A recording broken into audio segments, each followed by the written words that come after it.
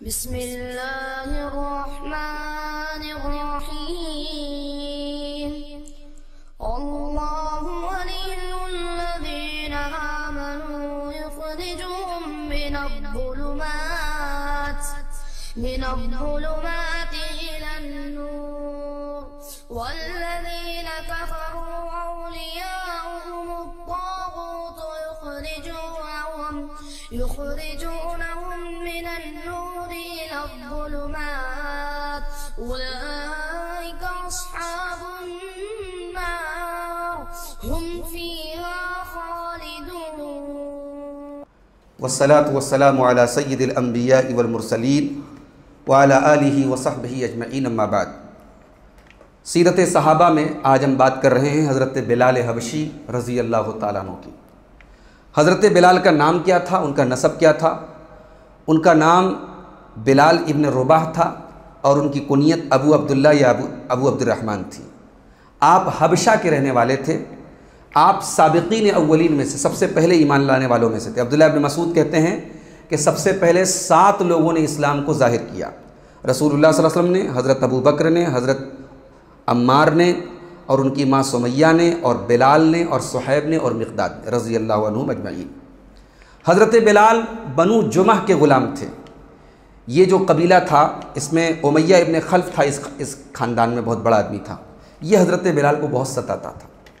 عرب کی چلچلاتی دھوپ میں ان کو نکال کر کے ان کی پیٹھ پر پتھر رکھتا تھا اور ان کو جو ہے تڑپاتا تھا اور کہتا تھا کہ تم اسی حال میں مر جاؤ یا پھر محمد کا انکار کر دو. لیکن حضرت بلال رضی اللہ تعالیٰ عنہ اس تکلیف کے عالم میں بھی کہتے تھے ربی اللہ، میرا رب اللہ ہے، اور احد وہ ایک ہے یہی کہتے تھے. حضرت ابو بکر صدیق رضی اللہ تعالیٰ عنہ نے حضرت بلال کو یہ ٹارچر اور ان کی یہ تکلیف دیکھ کر کے 40 اقیہ چاندی دے کر کے ان کو خریدا اور پھر آزاد کر دیا.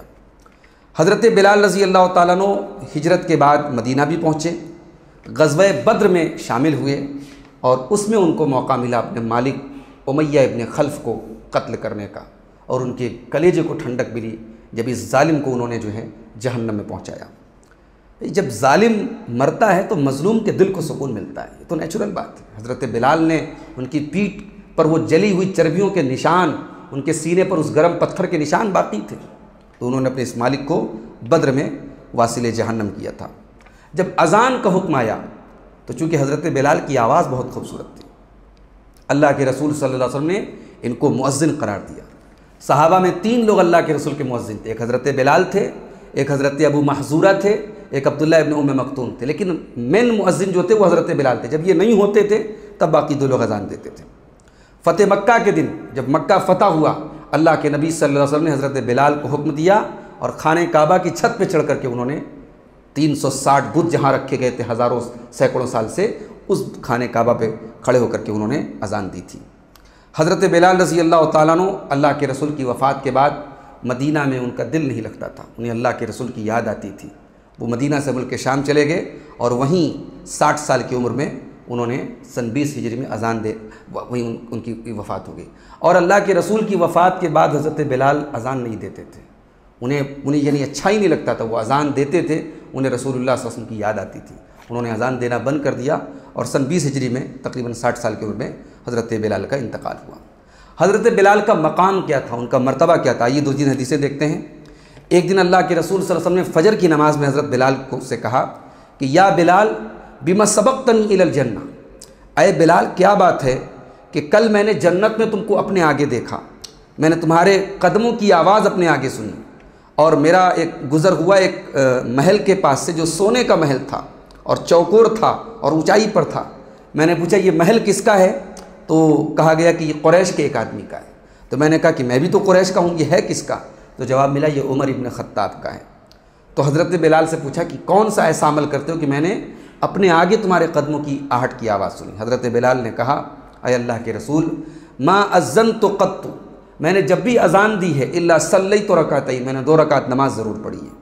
وما اصابنی حدث، اور جب بھی مجھے حدث لاحق ہوا یعنی میرا وضو ٹوٹا، پیشاب کی وجہ سے، پاخانہ کی کسی بھی وجہ سے میرا وضو ٹوٹا، الا توضأت عندہ، میں نے فوراً وضو کیا ہے. تو اللہ کے رسول صلی اللہ علیہ وسلم فرمایا کہ یہ وہ عمل ہے جس کی وجہ سے تم کو یہ درجہ ملا ہے، تم جنت میں پہنچ جاؤ گے اور میں نے اپنے آگے تمہارے قدموں کی آہٹ کی آواز سنی۔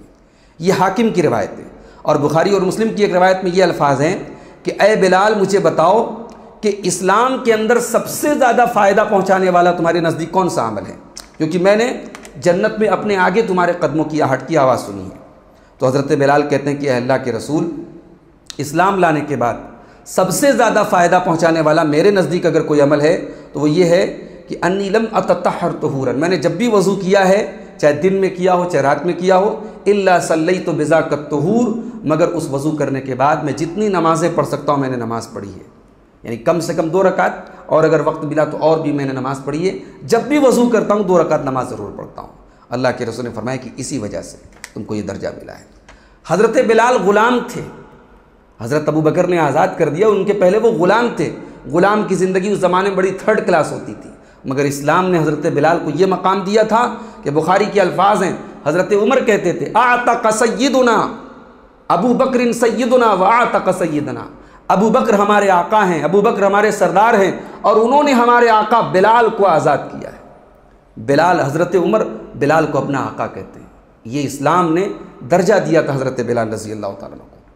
حضرت سعد بن ابی وقاص کہتے ہیں، صحیح مسلم کی روایت ہے کہ ہم لوگ اللہ کے نبی کے پاس رہتے تھے، جو غریب قسم کے صحابہ تھے، جو کمزور قسم کے صحابہ تھے، تو مشرکین نے اللہ کے نبی سے کہا کہ جب تک یہ لوگ آپ کے پاس ہیں ہم آپ کی بات نہیں سنیں گے، ان کی اوقات ہے ہمارے سامنے بیٹھنے کی، یہ بلال ہیں، یہ عبداللہ ابن مسعود ہیں، یہ سعد بن ابی وقاص ہیں، یہ لوگ آپ کے آس پاس میں بیٹھتے ہیں، ان کو پہلے ہٹائیے آپ۔ تو اللہ کے رسول کے دل میں بھی تھوڑا سا خیال پیدا ہو گیا۔ خیال اس لیے پیدا ہوا کہ یہ مشرکین کے سردار ہیں، ان کو اپنے قریب کرنے کے لیے یہ جو میرے غریب صحابہ ہیں جو تھوڑے کمزور قسم کے، ان کو کچھ دن کے لیے اپنے سے تھوڑا دور کر دیتا ہوں، جب یہ سردار لوگ مان جائیں گے پھر ان کو پاس بلا لیں گے۔ یہ خیال صرف اللہ کے رسول کے دل میں آیا، صرف اس خیال پر سورہ کہف کی وہ آیت نازل ہو گئی، وَلَا تَطْرُدِ الَّذِينَ يَدْعُونَ رَبَّهُمْ بِالْغَدَاةِ وَالْعَشِيِّ وَلَا تَطْرُدِ الَّذِينَ يَدْعُونَ رَبَّهُمْ بِالْغَدَاةِ وَالْعَشِيِّ، اے نبی خبردار، ان کو دھتکار نہیں سکتے آپ، ان کو دور نہیں کر سکتے آپ، جو صبح شام اللہ کو یاد کرتے ہیں۔ ان صبح شام اللہ کو یاد کرنے والوں میں حضرت بلال بھی شامل تھے۔ حضرت بلال 44 حدیثوں کے راوی ہیں، جس میں سے 4 حدیثیں بخاری اور مسلم میں ہیں۔ حضرت بلال اللہ کے رسول کے ساتھ ساتھ رہتے تھے، رسول بھوکے ہیں بلال بھی بھوکے ہیں، رسول کو کھانا ملا تو بلال کو ملا۔ حضرت انس بن مالک کہتے ہیں اللہ کے رسول صلی اللہ علیہ وسلم نے فرمایا کہ اللہ کی راہ میں مجھے اتنا ڈرایا گیا ہے جتنا کسی اور کو نہیں ڈرایا گیا، اور اللہ کی راہ میں مجھے اتنی تکلیف دی گئی جتنی کسی کو نہیں دی گئی، اور میرے اوپر 30 دن اور 30 راتیں گزر جاتی تھی، اور میرے پاس اور بلال کے پاس کوئی کھانا نہیں ہوتا تھا جس کو کوئی انسان کھا سکے، کوئی تر کلیجے والا کوئی حیوان، کوئی جانور، کوئی جاندار کھا سکے، اتنا کھانا ہمارے اور بلال کے پاس نہیں ہوتا تھا۔